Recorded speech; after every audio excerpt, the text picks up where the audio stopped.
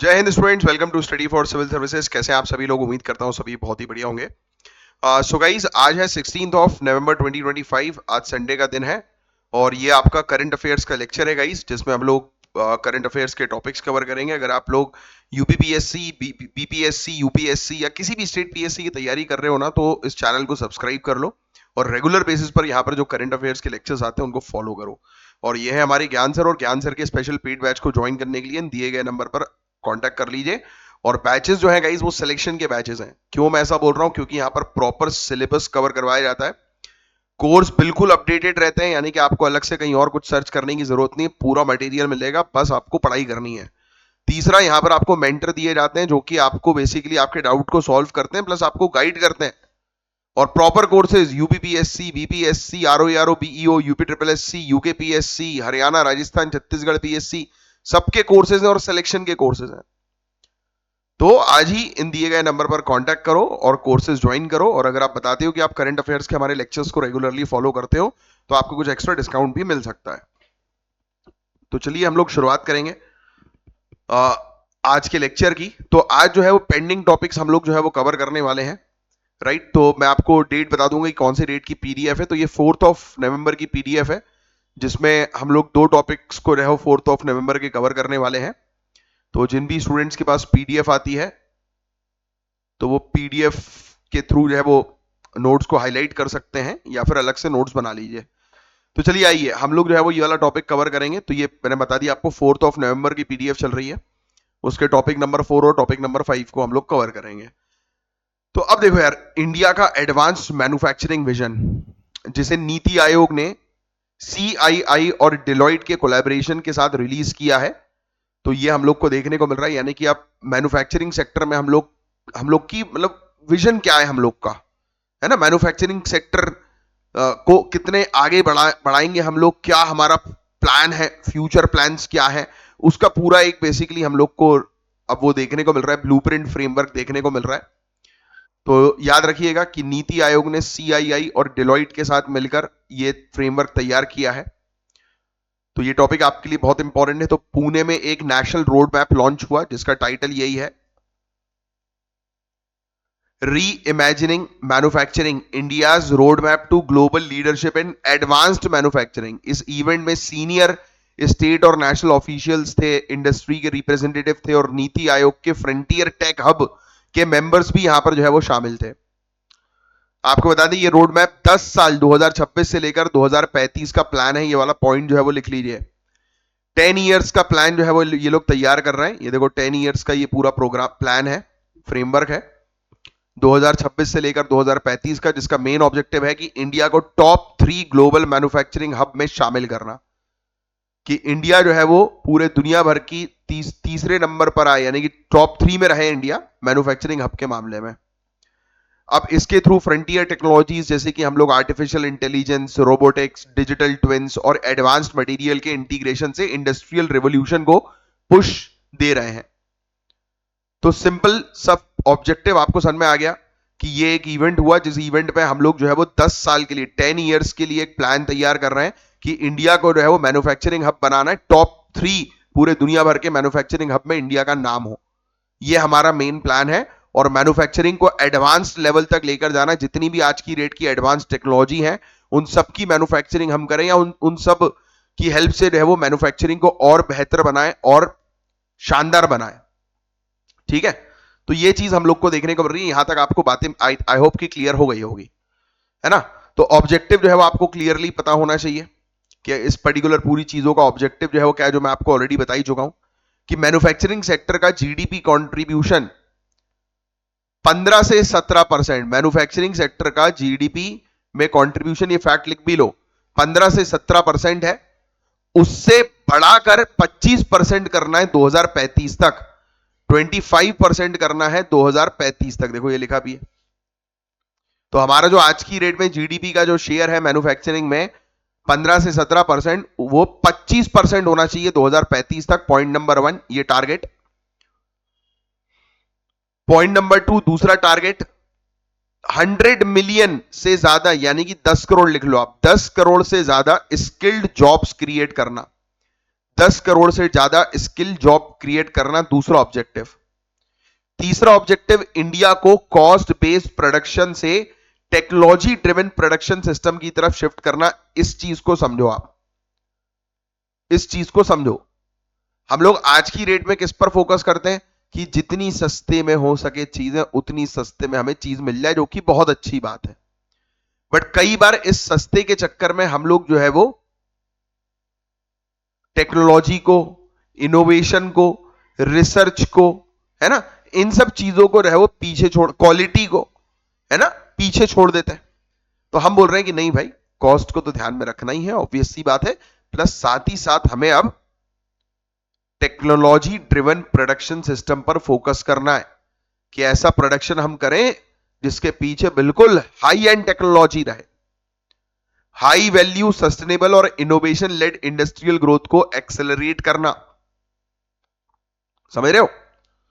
तो ये सब बेसिकली ऑब्जेक्टिव है कि हाई क्वालिटी इंप्लॉयमेंट, स्पेशली उभरती हुई इंडस्ट्रियल क्लस्टर्स में, ये सब चीजें। तो ये ऑब्जेक्टिव है। तो नीति आयोग के फ्रंटियर टेक हब का इसमें क्या रोल जो है वो रहने वाला है, तो वो भी मैं आपको बताता हूं। तो ये एक एक्शन टैंक होता है गाइस, जो उभरती हुई टेक्नोलॉजी का के उपयोग से विकसित भारत के गोल के लिए टेक्नोलॉजी रोड मैप्स बनाता है। मतलब सिंपल शब्दों में फ्रंटियर टेक हब जो नीति आयोग का है ना, वो बेसिकली जो है वो क्या करता है कि नई नई जो टेक्नोलॉजी जैसे आ रही है, एआई है, मशीन लर्निंग है, रोबोटिक्स है ना, इन टेक्नोलॉजी से इंडिया के लिए क्या बेहतर रहेगा उसको इंडिया के लिए निकाल कर देता है, और वो पूरा प्लान तैयार करके देता है कि इस टेक्नोलॉजी से इस चीज पर काम करो जो इंडिया के जो गोल्स हैं उसको आपको अचीव करने में हेल्प करेगा। ये है काम नीति आयोग के फ्रंटियर टेक हब का। समझे आप? तो अभी इंडिया का मैन्युफैक्चरिंग सेक्टर जीडीपी का 15 से 17% कंट्रीब्यूट कर रहा है। और वहीं अगर हम लोग कंपेयर करें इसको चाइना के साथ, साउथ कोरिया के साथ, तो चाइना में 25% शेयर है अभी मैन्युफैक्चरिंग का चाइना की जीडीपी में। साउथ कोरिया में 27% शेयर है, और इंडिया अभी भी 15 से 17% की तरफ है। तो टारगेट यही है कि 2035 तक 25% कंट्रीब्यूशन रहे हमारा, और 6.5% जो है वो ग्लोबल एक्सपोर्ट में हमारा शेयर रहे। ठीक है। इंपॉर्टेंट सेक्टर्स मैंने आपको जो है वो ऑलरेडी बता ही दिए हैं कि जिन पर जो है वो काम करना, ये सब भी हैं। Automobile, textiles, pharmaceuticals, renewable energy, ये बैकबोन है इंडिया की मैन्युफैक्चरिंग इकोसिस्टम के लिए। ठीक है। एआई, मशीन लर्निंग, रोबोटिक्स, है ना, इन सब में मतलब पोटेंशियल काफी ज्यादा है। लाइट वेट और एनर्जी एफिशिएंट कंपोनेंट्स के लिए एडवांस्ड मटेरियल्स पर हम लोग जो है वो काम करें, है ना। एडवांस्ड मटेरियल्स जो आज की रेट में बहुत जरूरी है, जिसको बनाना, जिस पर रिसर्च और डेवलपमेंट करना। बताया जा रहा है कि इस इंटीग्रेशन से 2035 तक $270 बिलियन जीडीपी एडिशन का एस्टिमेशन है, और 2047 तक $1 ट्रिलियन तक जो है वो पहुंच सकती है चीजें। एनीवेज, ये सब कॉस्ट वगैरह आपको याद रखने की जरूरत नहीं। चैलेंजेस तो ऑब्वियस सी बात है हमारे लिए है।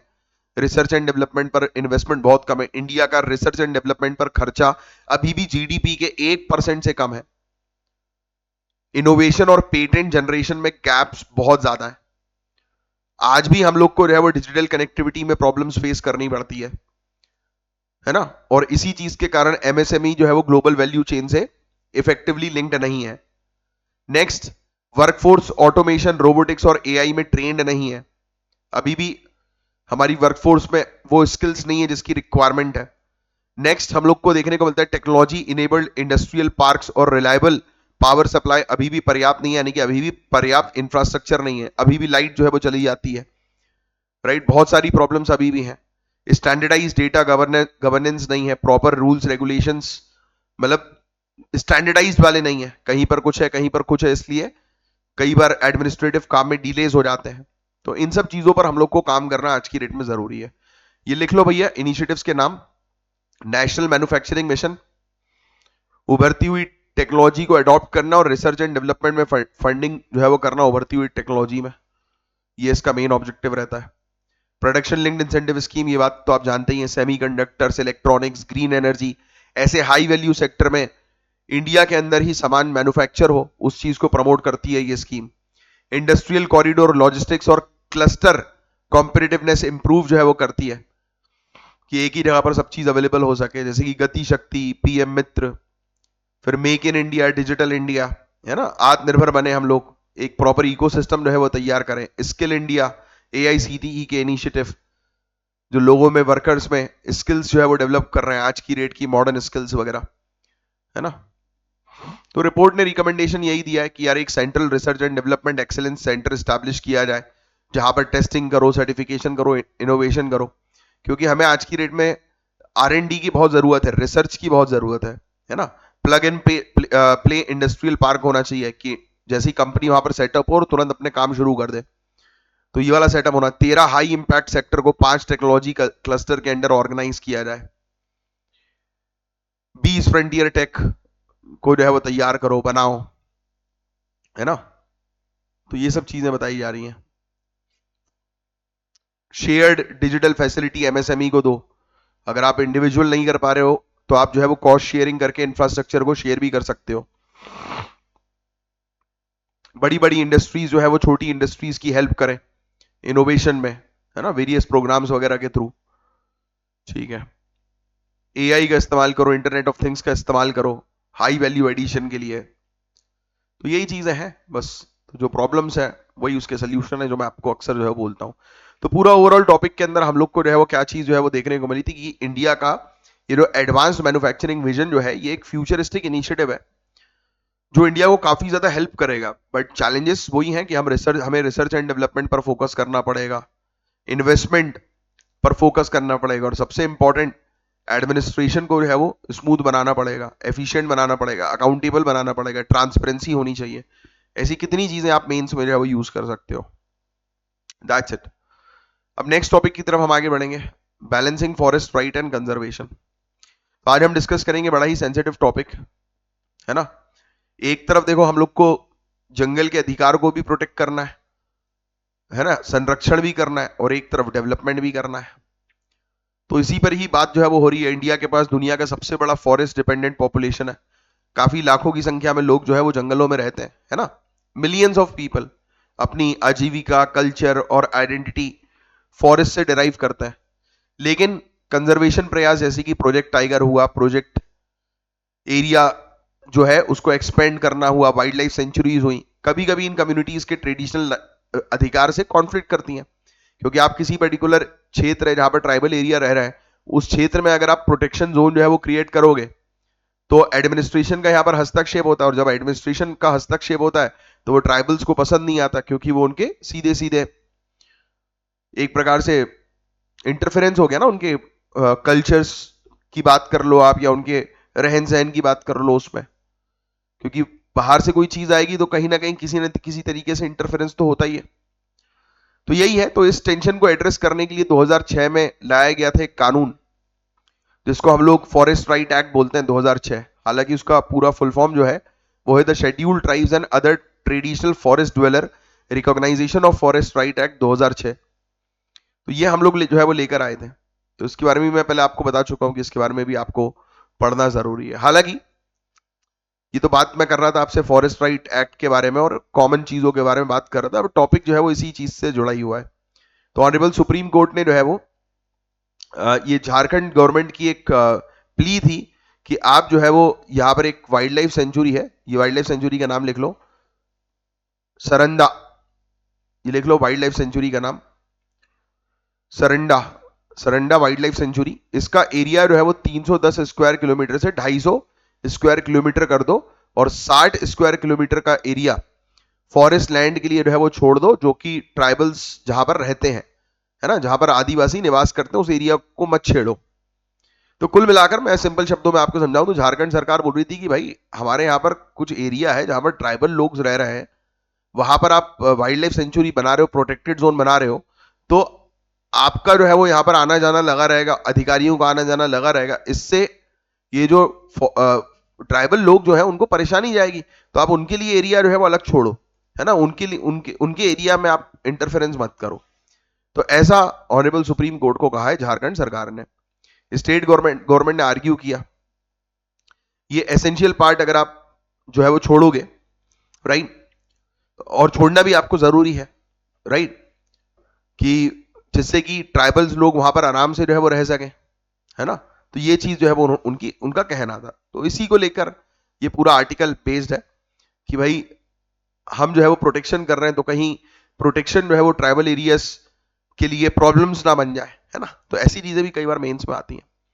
अब देखो सरंडा वाइल्ड लाइफ सेंचुरी के बारे में क्वेश्चन आएगा कि कहाँ पे है ये वाइल्ड लाइफ सेंचुरी।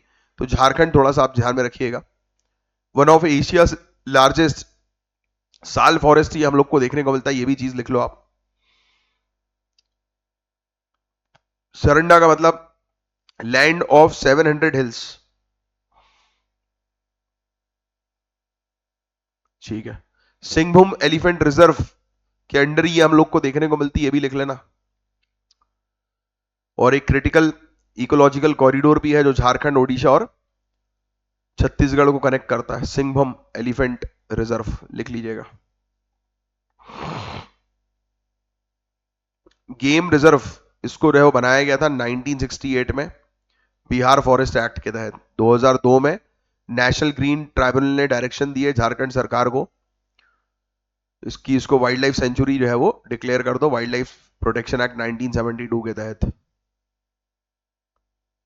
ये इसकी स्पीसीज हैं, यहां पर कौन सी प्रजातियां रहती हैं। हाथी, sloth bear, four horn antelopes, हिरण वगैरह होता है ना एंटीलोप्स, चार सींग वाले हिरण।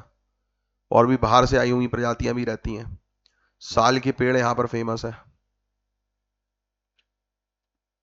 ट्राइबल कम्युनिटीज के नाम लिख लो, पर्टिकुलरली वल्नरेबल ट्राइबल ग्रुप्स भी यहां पर रहते हैं।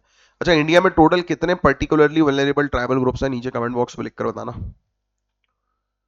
फिर ये फॉरेस्ट राइट एक्ट, ये कानून आपको बहुत अच्छे से पता होना चाहिए, यहां पे अच्छे से लिखा नहीं है इसमें, बट आपको अच्छे से पता होना चाहिए, ठीक है। तो आज आपके लिए टास्क है कि आपको आज फॉरेस्ट राइट एक्ट, इस कानून को अच्छे से पढ़ना है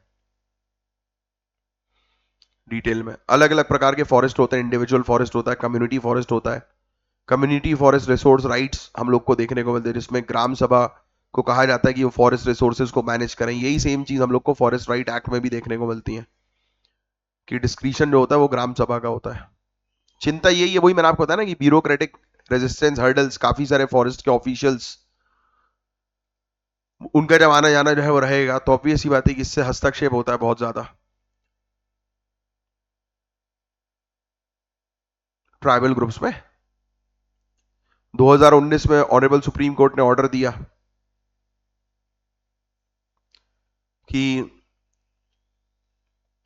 जो भी, जैसे कि फॉरेस्ट राइट एक्ट जो लोग क्लेम कर रहे हैं, है ना, तो जिनका वो रिजेक्ट हुआ है उसके कारण आप देखो कि 17 लाख फैमिलीज जो है वो अफेक्ट हुई हैं। कई बार ऐसा भी होता है, बहुत सारी चीजें, ये सब इतना डेप्थ में जाने की जरूरत नहीं है। ये देखो, convention on biological diversity, Kunming Montreal global biodiversity framework 2022, इन्होंने यही कहा है कि भाई आप फोकस जो है वो करो संरक्षण के ऊपर, प्लस साथ ही साथ वहां के जो लोकलाइट्स हैं, लोकल लोग हैं, वहां के स्वदेशी लोग जो हैं, जो कम्युनिटी है, आदिवासी कम्युनिटी, उनका भी प्रोटेक्शन रखो आप। 30/30 का टारगेट है, ठीक है। पीसा पीसा एक्ट भी बड़ा इंपॉर्टेंट होता है, panchayat extension to schedule areas act 1996, biological diversity act. कोशिश करो टाइम मिले तो ये सब भी कानून के बारे में पढ़ो, हालांकि करंट अफेयर्स में लगातार आता रहता है, फिर हम डिटेल में भी पढ़ते हैं इन सब चीजों के बारे में। एनीवेज, अभी आपके सामने क्वेश्चन है, ट्राई करो इस क्वेश्चन का आंसर देने की। जीआई टैग्ड इंडी और पुलियन कुड़ी लाइम्स, लाइम नींबू होता है ना, नींबू, लाइम, तो ये जीआई टैग से रिलेटेड क्वेश्चन है, एग्जाम में आता है, लिख लो इससे रिलेटेड फैक्ट। इंडी लाइम जो है ये बेसिकली कर्नाटक में उगती है, अपने जूस के लिए जानी जाती है ना, बैलेंस एसिडिटी के लिए, ठीक है। तो ये फैक्ट ध्यान में रखना। ये तो आपसे यही पूछेंगे बस कि इंडी लाइम कहाँ की है, तो कर्नाटक की है, बस ये ध्यान में रखना। पुलिया, पुलियान कुड़ी लाइम, इसको ये भी बोलते हैं कडियम लाइम, ये तमिलनाडु की है, ठीक है। तो ये दोनों बस लिख लो आप, बस ये दोनों के बस लोकेशन लिख लो कहाँ की है। जीआई टैग से रिलेटेड क्योंकि क्वेश्चन आते हैं। भारत टैक्सी, इंडिया की पहली कोऑपरेटिव कैब, इससे रिलेटेड पहले भी पढ़ चुके हैं शायद अपन, है ना। भारत टैक्सी, इसको सहकार टैक्सी कोऑपरेटिव लिमिटेड के द्वारा मैनेज किया जा रहा है। 300 करोड़ का इसका कैपिटल है।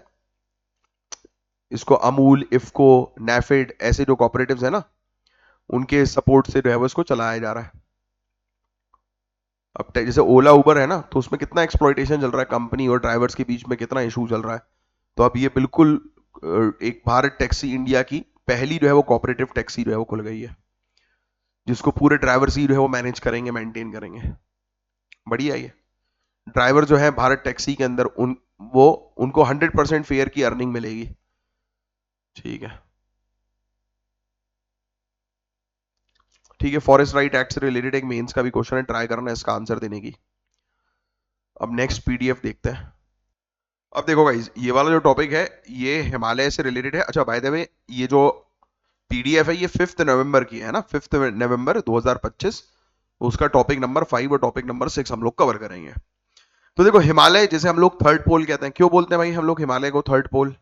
कोई मेरे कमेंट बॉक्स पे इसका एक्यूरेट आंसर बता सकता है, क्यों हम लोग हिमालय को जो है वो थर्ड पोल बोलते हैं? जैसे कि धरती है, धरती में एक नॉर्थ पोल, एक साउथ पोल है, बट हिमालय को जो है वो थर्ड पोल कहा जाता है। क्यों कहा जाता है, उसके पीछे एक लॉजिकल आंसर है, कमेंट बॉक्स पे बताना।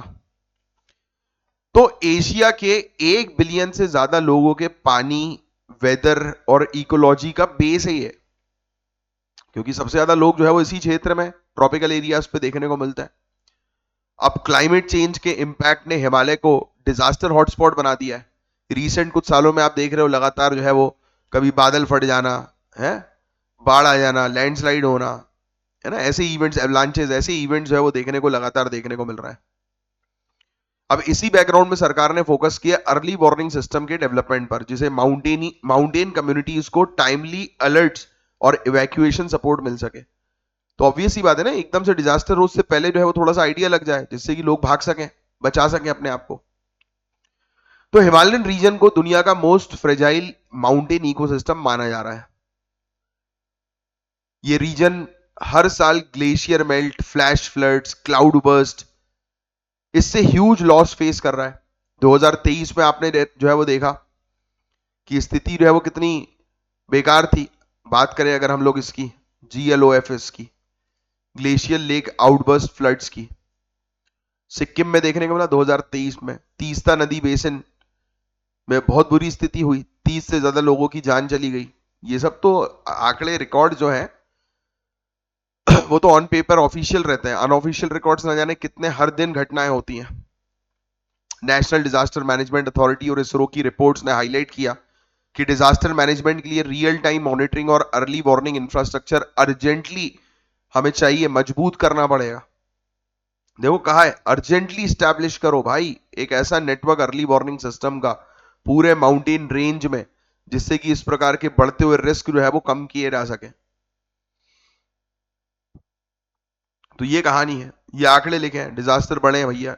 1900 से लेकर 2022 के बीच में इंडिया के अंदर 687 डिजास्टर हुए, जिसमें से 240 कुछ जो है वो हिमालय बेल्ट में जो है वो देखने को मिले। डाउन टू अर्थ की 2024 की रिपोर्ट बताती है।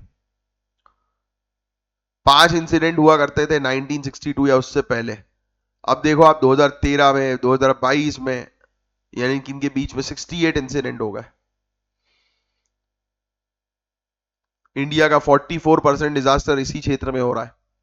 नासा का डेटा बता रहा है हमें 2007 से 17 का कि 1100 से ज्यादा लैंडस्लाइड के इवेंट्स इस क्षेत्र में हुए हैं। तो सोचो कितनी इंस्टेबिलिटी इस क्षेत्र में है। वार्मिंग रेट बहुत तेजी से गर्म हो रहा है, 0.15 डिग्री सेल्सियस से लेकर 0.60 डिग्री सेल्सियस हर 10 साल में जो है वो बढ़ रहा है। Cloud burst, glacier lake outburst flood, snow storm, avalanches, ऐसे इवेंट्स कंटिन्यूअसली हो रहा है।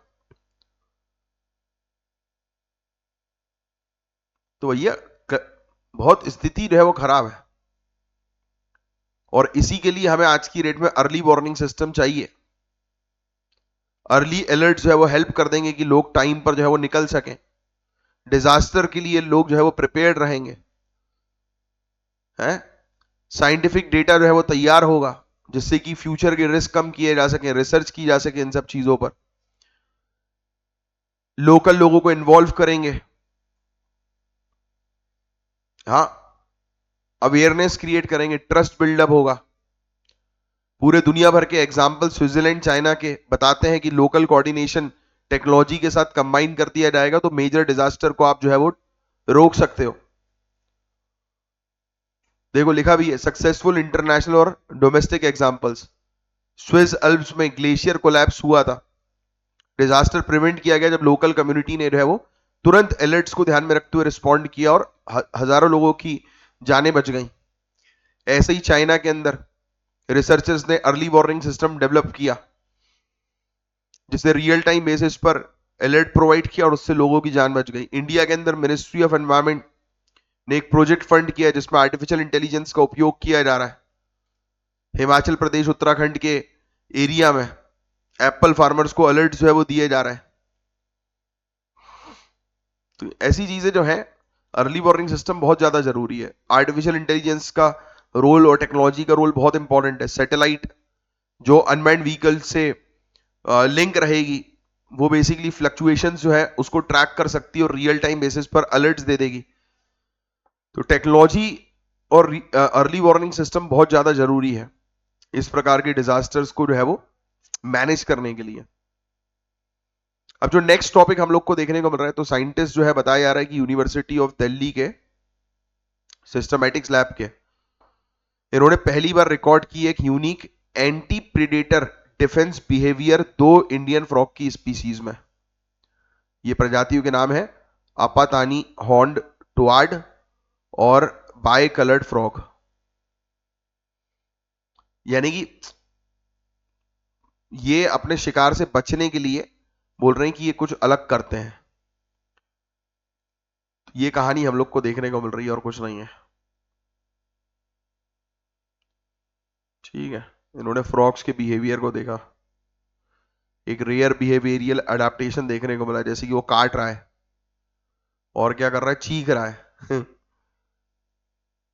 बॉडी रेजिंग मतलब शरीर को उठा रहा है अपने। ठीक है, तो ये रेयर बिहेवियर बताया जा रहा है। पहली बार ऐसा कुछ इंडियन एम्फीबियंस में रिकॉर्ड किया गया। ठीक है, पूरे दुनिया भर में 7800 से ज्यादा नॉन फ्रॉग की स्पीसीज हैं। लगभग 650 के आसपास जो है वो इस प्रकार के डिफेंस ट्रेट जो है वो दिखाती हैं। ठीक है, ये इन प्रजातियों के नाम है। अरुणाचल प्रदेश की ये प्रजाति है, भैया लिख लो इसका नाम अगर लिखना चाहो तो। बाइटिंग बिहेवियर है, पहली बार ऑब्जर्व किया गया, काट रहा है ये मेंढक। तो भैया अब जो लोग बोलते हैं कि मेंढक काटता नहीं है, बच के रहना, मेंढक काट भी रहे हैं अब। बाई कलर्ड फ्रॉग एक है, वेस्टर्न घाट केरल में हम लोग को नजर आता है। ठीक है, तो ये नए बिहेवियर के रिकॉर्ड सब शामिल हुए हैं इसके अंदर, बाकी और कुछ नहीं है इसमें ऐसा कुछ समझने वाली चीज। आभार ऑनलाइन स्टोर लिख लो इसके बारे में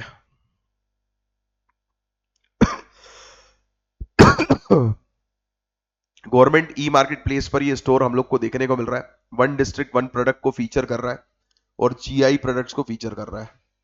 यानी कि जो गवर्नमेंट ई मार्केट प्लेस जो है ना हमारा पोर्टल, उसी में एक अलग से स्टोर बना दिया आभार, जिसमें डिस्ट्रिक्ट वाइज जो है वो उसकी स्पेशलिटी के प्रोडक्ट आपको देखने को मिल जाएंगे और जीआई प्रोडक्ट्स देखने को मिल जाएंगे।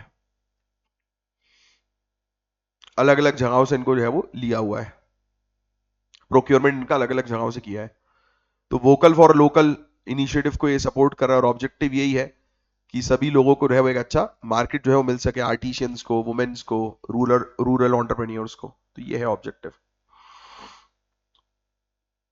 केंद्रीय गृह मंत्री दक्षता पदक लिख लो भैया, अवार्ड है ये नेशनल लेवल का, नेशनल लेवल पुलिस अवार्ड है।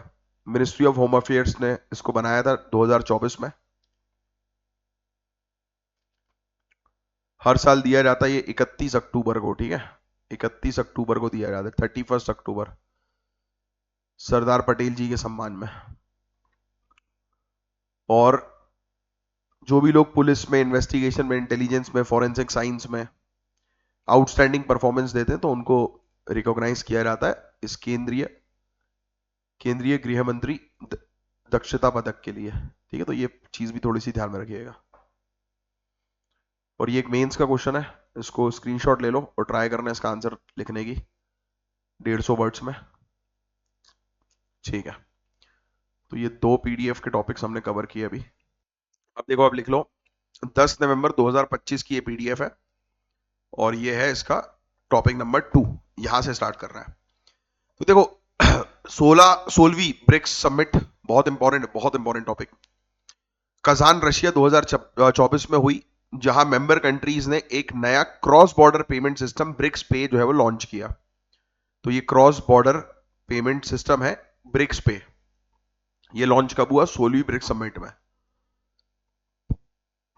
ठीक है, इसका मेन ऑब्जेक्टिव ये था कि स्विफ्ट के ऊपर डिपेंडेंसी को रिड्यूस कर रहा हूं। मैंने आपको ऑलरेडी बताया था कि आपको स्विफ्ट के बारे में पढ़ना है, होपफुली आपने पढ़ा हो। स्विफ्ट बहुत ही इंपॉर्टेंट टॉपिक है।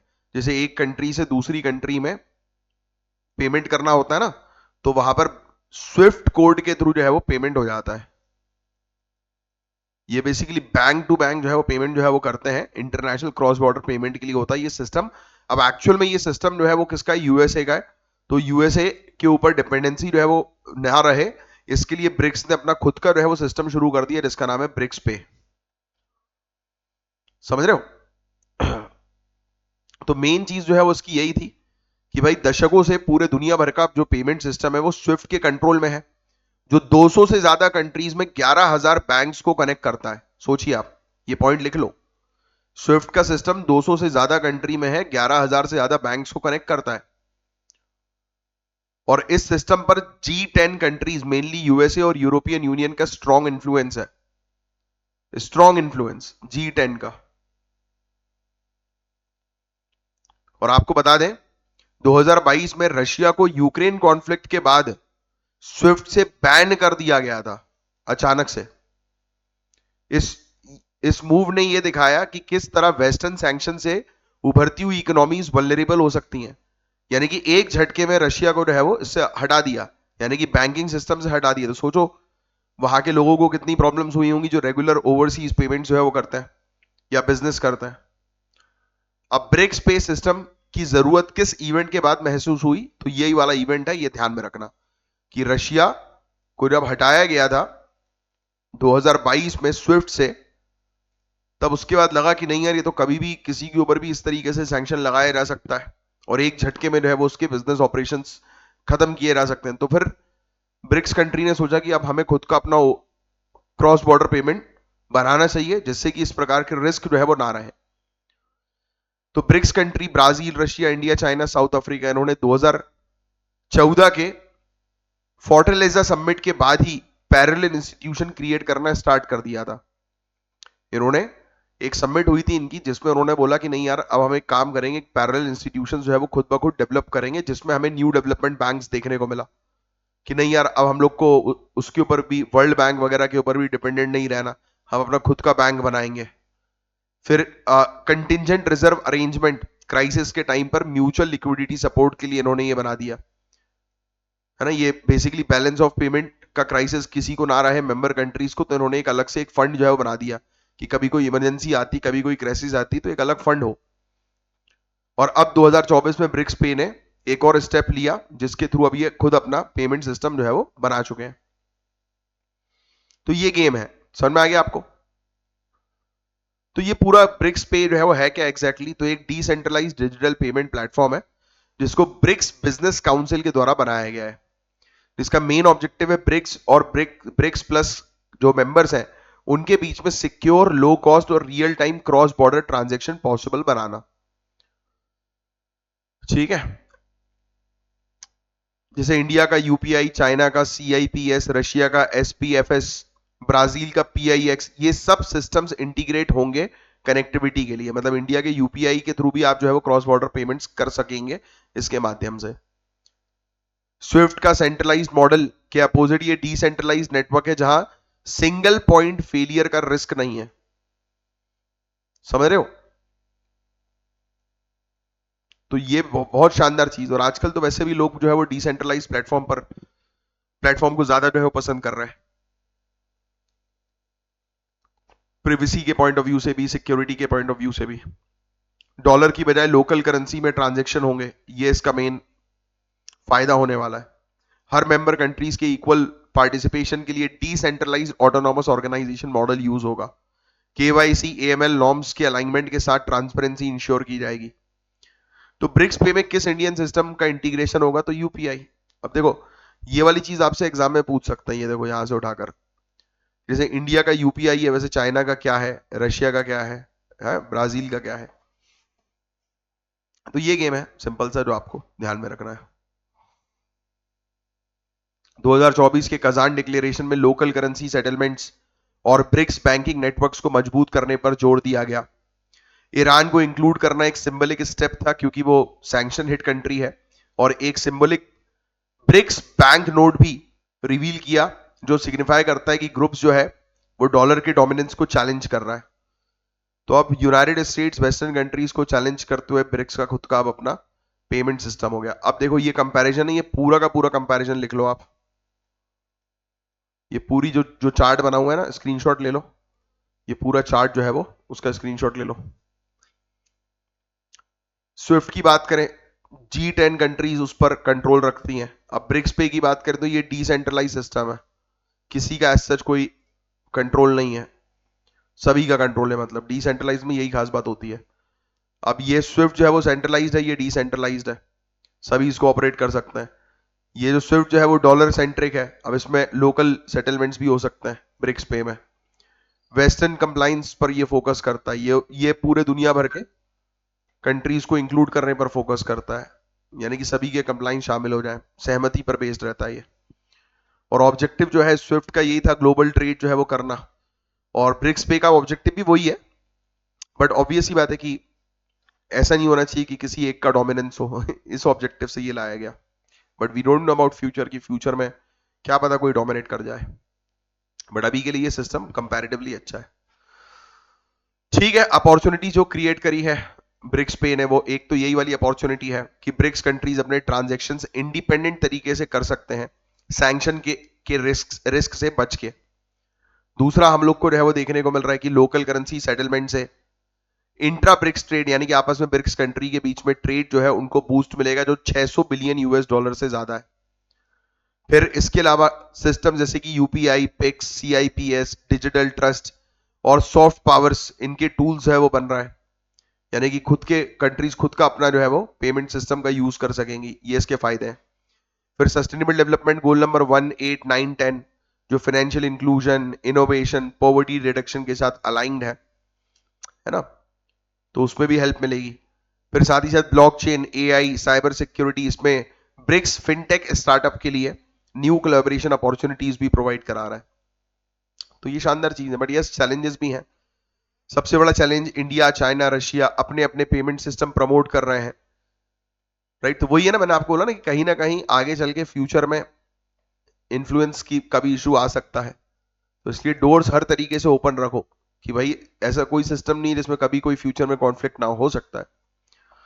दरवाजे हमेशा ओपन रखो, ओपन माइंड से चीजें देखो कि आज जैसी स्थिति चल रही है, आज दो दो लोग जो बड़े प्यार से बात कर रहे हैं, ये जरूरी नहीं है कि इन फ्यूचर भी वो प्यार से ही रहे।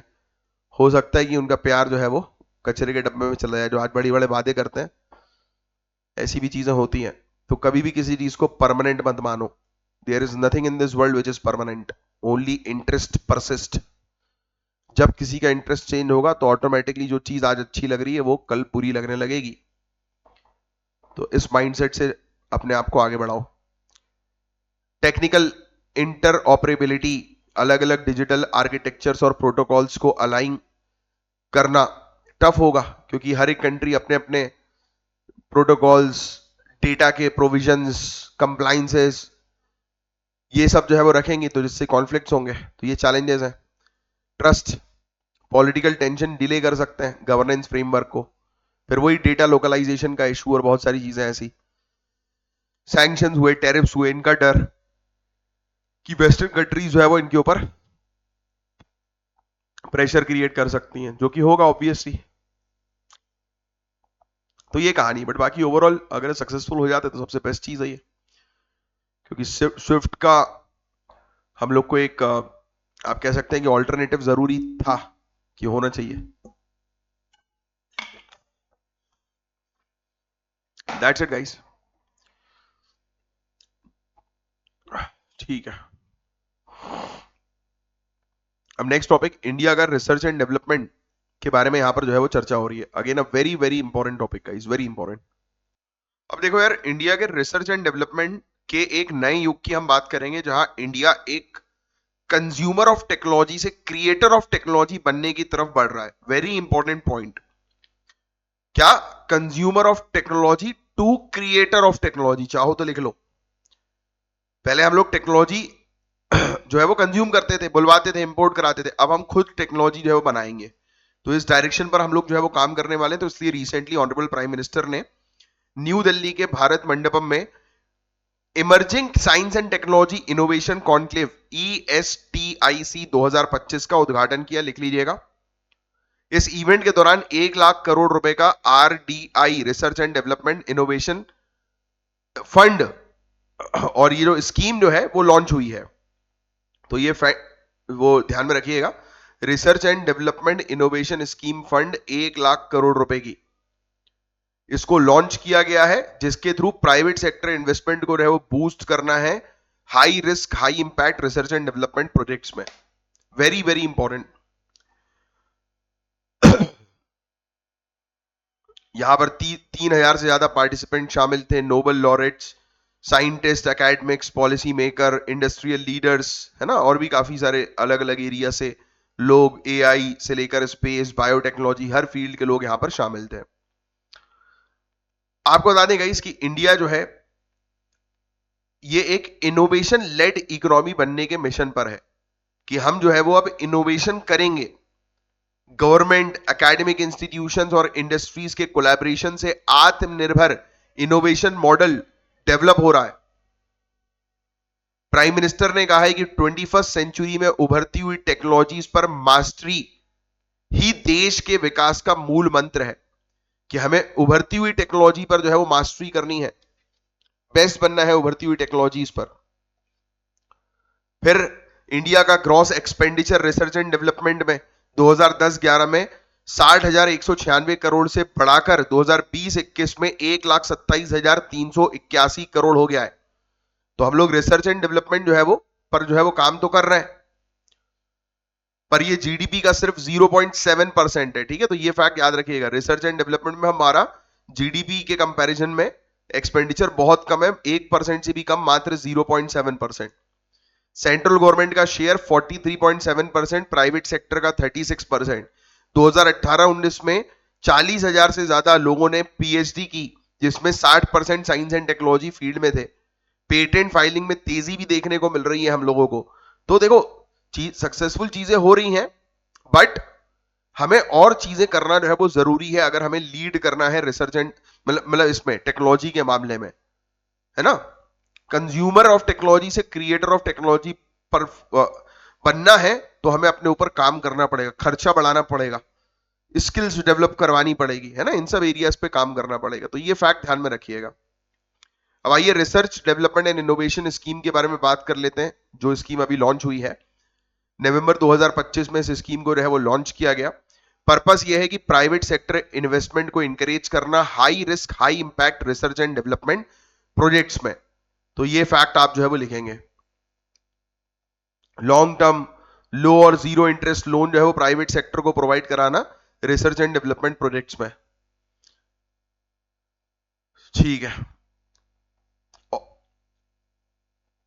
फिर ऑब्जेक्टिव की बात करें तो हाई टेक्नोलॉजी रेडीनेस लेवल,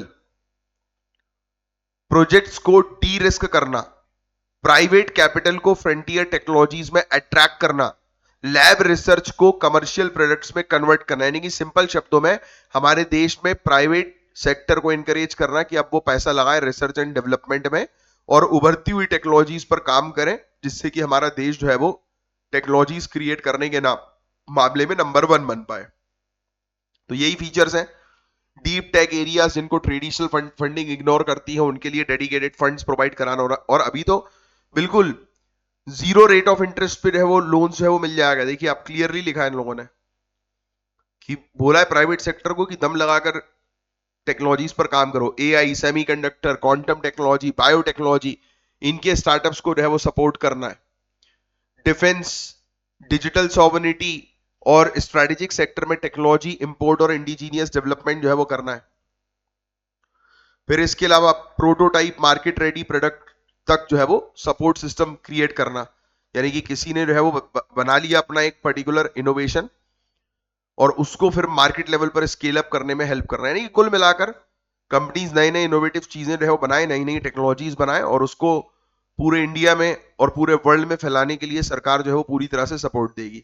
मतलब कुल मिलाकर प्राइवेट फंड्स को जो है वो अट्रैक्ट करने का एक तरीका है ये, जो कि अभी तक आप लोग को समझ में आ जाना चाहिए इस पूरी स्कीम को पढ़ते हुए।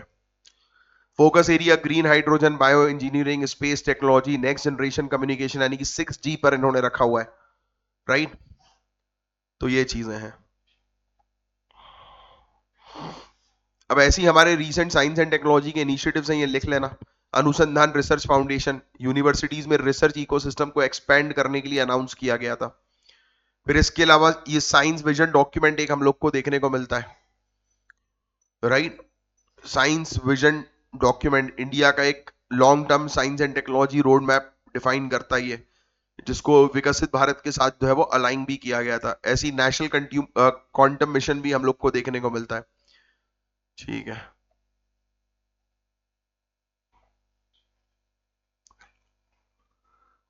National super computing mission, India का semiconductor mission production linked incentive based, deep ocean mission, India AI mission, Atal innovation mission. तो ये सब लिख लेना है ना, ये पूरी स्कीम्स वगैरह इनिशिएटिव्स वगैरह के नाम लिख लेना बस बुलेट पॉइंट्स में। चैलेंजेस हमारे पास यही है कि रिसर्च एंड डेवलपमेंट पर हम लोग जो है वो बहुत कम पैसा लगाते हैं, 1% से भी कम हमारी जीडीपी का शेयर है आर&डी में। इस पे हम लोग को जो है वो काम करना पड़ेगा, बढ़ाना पड़ेगा। प्राइवेट इन्वेस्टमेंट को अट्रैक्ट करना पड़ेगा, जिसके लिए ये स्कीम जिसके बारे में हमने पढ़ा वो ज्यादा इंपॉर्टेंट है ना। स्लो टेक्नोलॉजी ट्रांसफर हम लोग को देखने को मिलती है, इंडस्ट्रीज और यूनिवर्सिटीज के बीच में जो है वो लिंक जो है वो काफी पुअर है, तो उसको स्ट्रॉन्ग करना पड़ेगा, ठीक है। टैलेंट और ऑटोनॉमी कैप्स जो हम लोग को देखने को मिलते हैं। कई बार ये भी होता है ना कि ब्यूरोक्रेटिक हर्डल्स के कारण जो टैलेंटेड लोग जो होते हैं वो इंडिया के अंदर फिर ऑपरेट नहीं करते, वो इंडिया छोड़ के फिर दूसरी कंट्री के लिए ऑपरेट करने लगते हैं। तो इन सब चीजों पे हम लोग को रहो काम करना पड़ेगा। एनीवेज, तो ये था गाइस पूरा ओवरऑल टॉपिक, होपफुली चीजें आपके समझ में आई होंगी। अब जो नेक्स्ट टॉपिक हम लोग को जो है वो देखने को मिल रहा है, APEDA, agricultural and process food products exports development authority.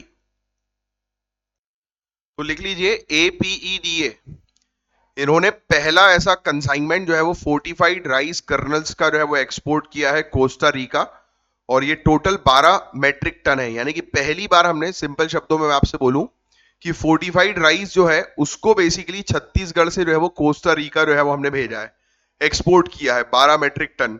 तो ये फैक्चुअल इंफॉर्मेशन तो लिख ही लेना, क्योंकि इससे रिलेटेड क्वेश्चन बन सकता है। और ये डेवलपमेंट इंडिया के पोषण अभियान जो हमारा जो सबसे इंपॉर्टेंट जो कैंपेन है, नेशनल न्यूट्रिशन मिशन जो है, और कुपोषण मुक्त भारत जो है, माल न्यूट्रिशन फ्री इंडिया जो है, इसके विजन से ये डायरेक्टली लिंक्ड है। तो पोषण अभियान, न्यूट्रिशन मिशन हमारा, प्लस कुपोषण मुक्त भारत, ये जो प्रोग्राम्स है ना, इनके साथ इसको लिंक किया गया। अब देखो हम लोग पूरे दुनिया भर में ट्रेड कर रहे हैं, न्यूट्रिशन वाले राइस जो है वो हम लोग, यानी कि फोर्टिफाइड राइस जो है वो हम लोग एक्सपोर्ट कर रहे हैं, कितनी बड़ी बात है अपने आप में। तो आइए कुछ चीजों के बारे में और मैं आपको फैक्चुअल इंफॉर्मेशन जो है वो दे देता हूं। एक चीज ये ध्यान में रखना, इंडिया दुनिया का सेकंड लार्जेस्ट राइस प्रोड्यूसर है।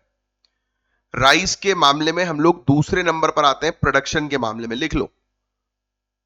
लेकिन न्यूट्रिशन डेफिशिएंसी एक मेजर चैलेंज बनी हुई है हमारे यहां पर, कुपोषण की प्रॉब्लम बहुत ज्यादा है, ये बात आप जानते हैं। आपको बता दूं गाइस मैं कि सरकार ने 2019 में राइस फोर्टिफिकेशन प्रोग्राम शुरू किया था, स्पेशली पब्लिक डिस्ट्रीब्यूशन सिस्टम के लिए, मिड डे मील स्कीम के लिए, इंटीग्रेटेड चाइल्ड डेवलपमेंट सर्विस के लिए। हमने जो है वो क्या किया था, हमने जो है वो टारगेट किया था कि हम लोग जो है वो राइस जो है उसमें विटामिन सी ऐड करेंगे, कि लोग सिर्फ चावल ना खाएं। और ये देखो विटामिन B12 भी लिखा है ना। तो राइस के अंदर विटामिन सी और माइक्रो न्यूट्रिएंट्स जैसे iron, folic acid, vitamin B12, ये सब हम लोग जो है वो ऐड करेंगे, और फिर लोगों को पहुंचाएंगे, जिससे कि सिर्फ लोगों को कार्बोहाइड्रेट्स ना मिले बल्कि उसके अलावा उनको विटामिन मिनरल्स भी मिले। और 2025 तक 100% फोर्टिफाइड राइस डिस्ट्रीब्यूशन का टारगेट रखा गया, ये फैक्ट भी ध्यान में रखिएगा। तो फोर्टिफाइड राइस क्या है, वो चीज आपको समझ में आ गई है। फोर्टिफाइड राइस का मतलब है चावल के अंदर माइक्रो न्यूट्रिएंट्स जो है वो ऐड करना। क्या ऐड करना? Micro nutrients. आयरन जो होता है ना, वो एनीमिया के खिलाफ काम करता है, और हमारी कंट्री के अंदर एनीमिया की बड़ी कमी है, मतलब बड़ी प्रॉब्लम है, मतलब बहुत ज्यादा है, सॉरी कमी नहीं, बहुत ज्यादा है। फॉलिक एसिड की बात करें तो ये सेल ग्रोथ और प्रेगनेंसी हेल्थ के लिए बड़ा अच्छा रहता है। विटामिन B12 की बात करें तो नर्वस सिस्टम और रेड ब्लड सेल के लिए काफी अच्छा माना जाता है।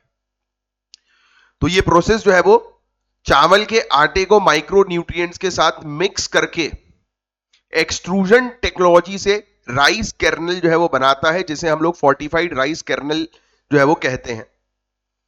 ठीक है, तो ये FRK नॉर्मल राइस ग्रेन के साथ 1:100 के रेशियो में मिक्स किया जाता है, यानी कि नॉर्मल राइस के साथ आप एक राइस जो है वो फोर्टिफाइड राइस का जो है वो डाल दो, तो इस रेशियो में मिक्स करोगे तो बढ़िया रहता है, प्रॉपर न्यूट्रिएंट जो है वो लोगों को मिल जाते हैं। ठीक है, तो पॉलिश राइस जो होती है उसको ग्राइंड करके आटा जो है वो बनाया जाता है, फिर उसको iron, folic acid, vitamin B12 जैसे माइक्रो न्यूट्रिएंट्स उस आटे में ऐड किए जाते हैं।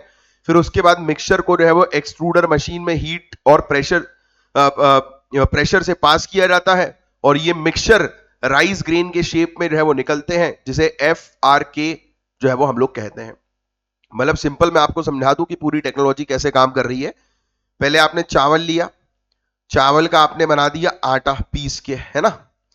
अब इस आटे में जो है वो आप ऐड कर दोगे माइक्रो न्यूट्रिएंट्स जैसे कि iron, folic acid, B12, vitamin C वगैरह वगैरह, है ना। ये आपने ऐड कर दिया, फिर इसको हीट और प्रेशर में जो है वो डाला जाएगा, फिर जो चीज निकल के आएगी वो नॉर्मल फिर से चावल जैसी चीज जो है वो निकल के आएगी। समझ रहे हो? तो राइस ग्रेन के शेप में जो है वो बाद में जाकर ये चावल निकल जाता है, और इसको हम लोग जो है वो बोलते हैं कि अब ये बन गया है हमारा FRK।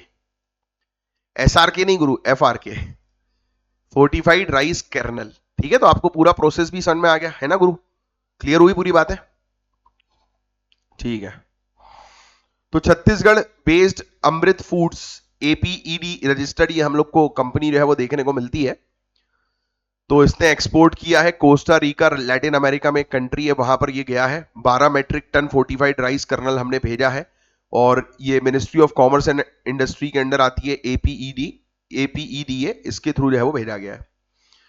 तो बड़ा अचीवमेंट है भाई ये। पहली बार इंडिया ने न्यूट्रिशन ओरिएंटेड प्रोडक्ट को लैटिन अमेरिका जैसे नए मार्केट में एक्सपोर्ट किया है, और क्वालिटी टेस्टिंग और ग्लोबल फूड सेफ्टी स्टैंडर्ड्स पर इंडिया का कॉन्फिडेंस जो है वो रिफ्लेक्ट कर रहा है ये। तो बहुत बढ़िया है ये, फोर्टिफाइड राइस का सिग्निफिकेंस भी बहुत बढ़िया रहता है। APEDA एक स्टैट्यूटरी बॉडी है जिसको agricultural and process food product export development authority act 1985 के तहत जो है वो स्टैब्लिश किया गया था। 13 फरवरी 1986 से इसने अपने ऑपरेशन करना शुरू किया, और ministry of commerce and industry के अंदर जो है ये काम करती है। तो एग्रीकल्चर और प्रोसेस फूड जो होते हैं उनको डेवलप करना, उनको एक्सपोर्ट करना, उनको प्रमोट करना, ये सब इसके काम होते हैं, जो मैंने आपको ऑलरेडी बता दिया। तो एक्सपोर्ट ओरिएंटेड प्रोडक्शन पर फोकस करती है, क्वालिटी स्टैंडर्ड्स पर फोकस करती है, ब्रांडिंग पर, पैकेजिंग पर, इन सब चीजों पर फोकस करती है। एक्सपोर्टर को सपोर्ट करती है, उनको फाइनेंशियल असिस्टेंस प्रोवाइड कराती है, मार्केट लिंक्स प्रोवाइड कराती है। इंपॉर्टेंट फंक्शन इनके ही है, डेवलपमेंट और सपोर्ट करना, एक्सपोर्ट रजिस्ट्रेशन पर फोकस करना, क्वालिटी पर फोकस करना, पैकेजिंग पर फोकस करना, ट्रेनिंग पर टारगेट करना, है ना। वैल्यू एडिशन को प्रमोट करना, जैसे GI बेस्ड एक्सपोर्ट पर भी फोकस करती है, सर्टिफिकेशन पर, ऑर्गेनिक चीजों पर, है ना, ऑर्गेनिक एग्रीकल्चरल प्रैक्टिसेस चले। तो बहुत बढ़िया है, इससे अब ट्रेड जो है वो बढ़ेगा। इंडिया का एक और सेक्टर में इंडिया ने जो है वो अचीवमेंट हासिल कर लिया कि अब इंडिया जो है वो फोर्टिफाइड प्रोडक्ट्स भी जो है वो एक्सपोर्ट कर रही है। कोस्टा रिका में हमने एक्सपोर्ट किया, तो प्रीलिम्स के पर्सपेक्टिव से ये चीज जो है वो ध्यान में रखिएगा। अब नए मार्केट हम लोग ढूंढेंगे, हमारा न्यूट्रिशनल डिप्लोमेसी और मजबूत होगी, क्योंकि अब आज की डेट में सिर्फ पेट भरने पर हम लोग फोकस नहीं करते, हम न्यूट्रिशन पर फोकस करना है। तो ये पॉइंट्स हैं जिसको आपको थोड़ा सा जो है वो ध्यान में रखना है। That's it. नेक्स्ट जो टॉपिक है बताया जा रहा है, जैसे एक और प्राउड मूवमेंट है अमूल। आप जानते हैं अमूल के बारे में, इसने दुनिया के सबसे बड़े कोऑपरेटिव्स ऑर्गेनाइजेशंस की लिस्ट नंबर 1 रैंक हासिल करी है।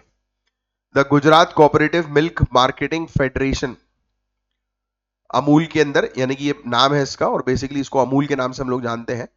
तो ये बेसिकली नंबर 1 आ गई है, नंबर 1 कोऑपरेटिव आ गई है, राइट।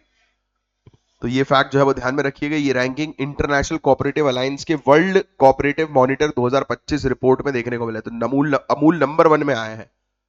अमूल की रैंक नंबर 1 आई है किसमें? वर्ल्ड कोऑपरेटिव मॉनिटर 2025 की रिपोर्ट के अंदर। इसमें अमूल ने न्यूजीलैंड के फॉन्टेरा और फ्रांस के क्रेडिट एग्रीकोल जैसी बड़ी बड़ी कंपनीज को पीछे जो है वो छोड़ दिया है, और अमूल जो है वो टॉप नंबर 1 पे आ गई है कोऑपरेटिव्स के मामले में। क्योंकि यार बहुत मास लेवल पर अमूल का प्रोडक्शन है, छोटा मोटा प्रोडक्शन थोड़ी ना करता है अमूल यार, और बड़ी कोऑपरेटिव कंपनी है। तो एक रिपोर्ट आई है इंटरनेशनल कोऑपरेटिव अलायंस की, European research institute on cooperative and social enterprise जो है उसका पार्टनर है। दुनिया भर के कोऑपरेटिव मॉडल्स का इकोनॉमिक इंपैक्ट और परफॉर्मेंस मेजर करता है ये, और ये इसकी रैंकिंग डिसाइड करता है इसके टर्नओवर से, इसके रेवेन्यू से, इसके जीडीपी पर कैपिटा रेशियो से, और इसके कितने मेंबर्स हैं उससे। तो दुनिया के नंबर 1 में सभी चीजों में हम ही है भाई। इतना इतना बड़ा मार्केट अमूल का है कि कोई इसको टच ही नहीं कर पाएगा। तो वर्ल्ड कोऑपरेटिव मॉनिटर जो है वो किस इंटरनेशनल बॉडी द्वारा पब्लिश किया जाता है? तो इंटरनेशनल कोऑपरेटिव अलायंस के द्वारा। बस ये पहला वाला पॉइंट जो है वो ध्यान में रखिएगा, ठीक है। बाकी और कुछ ध्यान में रखने की जरूरत नहीं। अमूल याद रखना कि नंबर 1 कोऑपरेटिव जो है वो बन गई है पूरे दुनिया भर में, और इसका नाम याद रख लेना बस थोड़ा सा, कि ये जो हम लोग को देखने को मिल रहा है ना कि वर्ल्ड कोऑपरेटिव मॉनिटर 2025 की रिपोर्ट, ठीक है, तो उसमें जो है वो अमूल जो है वो नंबर 1 है, और अमूल का ये ओरिजिनल नाम भी थोड़ा सा ध्यान में रख लेना बस। बाकी और कुछ खास नहीं है इसके अंदर। इस रिपोर्ट को जो है वो आईसीए इंटरनेशनल कोऑपरेटिव अलायंस, जिसका हेडक्वार्टर ब्रसल्स में है, और European research institute on cooperative and social enterprise, इनके द्वारा पब्लिश किया गया। पहली बार 2012 में लॉन्च की गई थी। ये सब इंफॉर्मेशन आपके लिए इंपॉर्टेंट नहीं है। हाँ, इसको यूनाइटेड नेशन जनरल असेंबली जो है वो रिकॉग्नाइज करती है, एक जानकारी के लिए ध्यान में रखना। ये पूरे दुनिया भर की 300 बड़ी बड़ी कोऑपरेटिव्स के बारे में जो है वो जानकारी देती है कि जो जीडीपी वाइज और टर्नओवर वाइज बहुत बड़ी है, ठीक है। Agriculture, retail, industry, insurance, health, इन सब एरियाज को ये कवर करती है, और अमूल अपनी टॉप नंबर 1 पे आ गई है। बस इतनी सी चीज ध्यान में रखिएगा। टर्नओवर इसका कितना है, क्या है, ये सब ध्यान में रखने की जरूरत नहीं है। आप लोगों को देखना चाहो तो एक बार बस नजर फेर लो कि टर्नओवर देखो आप अमूल का, पर जीडीपी पर कैपिटा रेशियो भयानक है, ठीक है। इफको भी है हमारी, पता है इंडिया की ही अमूल नंबर 1 पे आ गई है, इफको नंबर 2 पे है। Indian farmer fertiliser cooperative limited ये नंबर 2 पे है। तीसरे नंबर पर फ्रांस का हम लोग को देखने को मिलता है, एक और है एग्रीकोल जो मैंने भी आपको बताया। तो चौथे नंबर पर ब्राजील की एक हम लोग को जो है वो कोऑपरेटिव देखने को मिल रही है, और 5वें नंबर पर अगेन फ्रांस की एक कोऑपरेटिव हम लोग को देखने को मिल रही है। तो फर्स्ट और सेकंड नंबर तो इंडिया का ही है। तो ये अमूल की व्हाइट रेवोल्यूशन में अमूल जो है वो जाना जाता है, आप जानते ही हैं यार।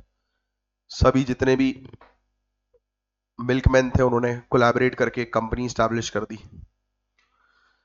इंटरनेशनल कोऑपरेटिव अलायंस एक ग्लोबल रिप्रेजेंटेटिव बॉडी है कोऑपरेटिव्स की, सस्टेनेबल और इक्विटेबल बिजनेस मॉडल को सपोर्ट करने पर टारगेट करती है। लिखने विखने की जरूरत नहीं है आपको, दैट्स इट, ठीक है भाई। ब्लैक होल मॉर्सल्स, ये मिनिएचर ब्लैक होल्स होते हैं, यस, ये मिनिएचर ब्लैक होल्स होते हैं, लिख लेना ब्लैक होल मॉर्सल्स, छोटे ब्लैक होल्स।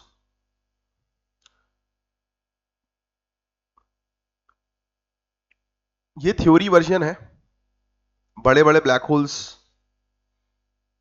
जब कोलाइड करते हैं, जब छोटे एक्सट्रीमली डेंस ब्लॉब्स जो होते हैं स्पेस टाइम के, इसको लिखने की वैसे जरूरत नहीं है, फिर भी अगर आ जाए तो सिर्फ इतना लिख लो, ब्लैक होल मॉर्सल्स मतलब मिनिएचर ब्लैक होल्स हम लोग को देखने को मिलता है। ऐसा कोई रेडिएशन, हॉकिंग रेडिएशन वगैरह ये रिलीज जो है वो नहीं करते हैं, ठीक है।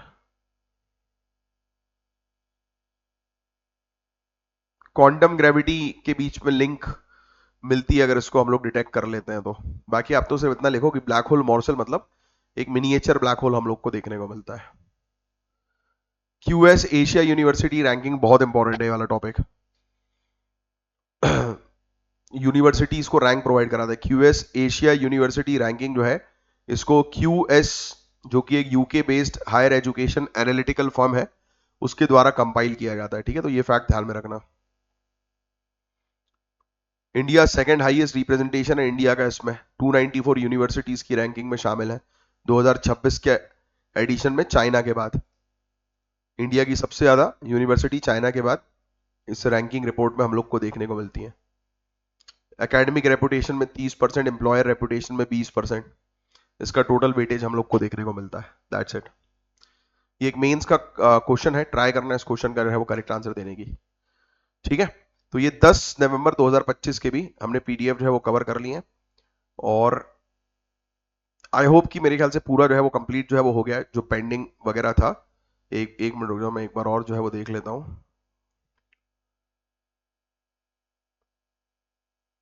ये वाला तो हमने गोगाबील वेटलैंड वाला जो है वो हमने कर लिया था, है ना, मैंने आपको बता दिया। तो गोगाबील वेटलैंड साइट वाला, एक मिनट रुक जाओ, मैं एक बार जो है वो देख रहा हूं। Global food and land trends, हाँ, state of food and agriculture और फूड एंड एग्रीकल्चर प्राइड, ये भी कर लिया था हमने।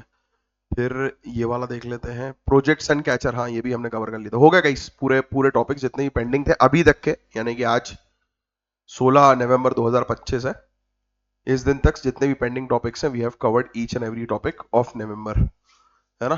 तो चलिए बस रेगुलरली लेक्चर्स को फॉलो करते रहिए। अब मैं मिलूंगा आपसे रेगुलर लेक्चर्स में, तब तक लिए bye, take care, have a great day, जय हिंद, जय श्री महाकाल।